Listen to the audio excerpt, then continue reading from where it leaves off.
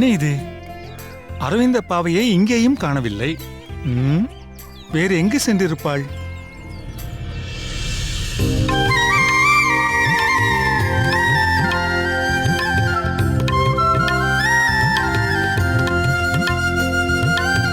அம்மா, அரவிந்த பாவை. மாமா, நான் உன்னை எங்கெல்லாம் தேடிக்கொண்டிருக்கிறேன். ஆனால் நீ இங்கு கொல்லையில் துணி உலர்த்தி கொண்டிருக்கிறாய். ஏன் மாமா, பெருமாளுக்கு அமுது சேர்க்கவில்லையா? நான் கொண்டு வந்ததில் ஏதேனும் குறை இருந்ததா என்ன? அதெல்லாம் ஒன்றுமில்லை அம்மா. நீ பெருமாள் தீர்த்தம் வாங்கிக் கொள்ள உள்ளே வருவாயோ என்று காத்துக் கொண்டிருந்தேன். வந்திருக்க வேண்டும். அதற்குள் துணிகளை உலர்த்த வேண்டுமே என்று அவசரத்தில் இங்கு வந்துவிட்டேன்.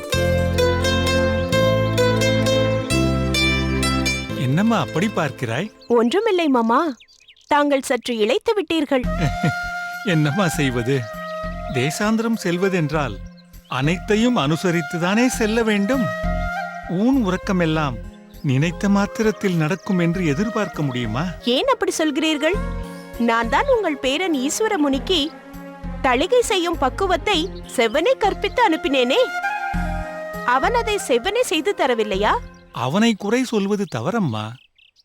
ஏதோ இருக்கும் பொருட்களை வைத்துக்கொண்டு தன்னால் முடிந்ததை அவன் செய்துதான் போட்டான். என்னதான் இருந்தாலும் அகத்து தளிகை போல் வருமா?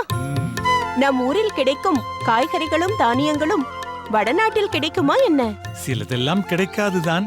ஆகையால் தான் அவரைக்காய் கறி அமுதும் புடலங்காய் கூட்டும் பண்ணியிருக்கிறேன். இரண்டும் நம் கொல்லையில் விளைந்ததுதான். அதோடு கண்டத்தெப்பிலி சாத்தமுதும் பண்ணியிருக்கிறேன். சாத்தமுது, சாராகி அமுது. ஆஹா, எத்தனை தூய தமிழ்!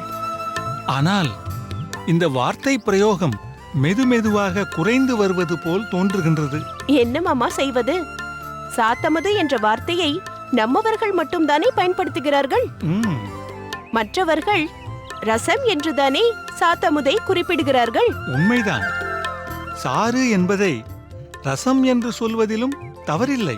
அதை சுட சுட சாப்பிடுவதுதான் அதிக நன்மை பயக்கும். ஆமாம் தாத்தா, நானும் என் தலிகையையே சாப்பிட்டு சாப்பிட்டு நாக்கே ஜீவனற்று போய்விட்டது. அம்மா, தன் தலிகையை விவரிக்க விவரிக்க ஜீவனற்ற என் நாக்குக்கும் ஜீவன் வந்து விட்டது போல ஜலம் பிரவாகிக்கிறது. போய் சாப்பிடலாம் தாத்தா, வாருங்கள்.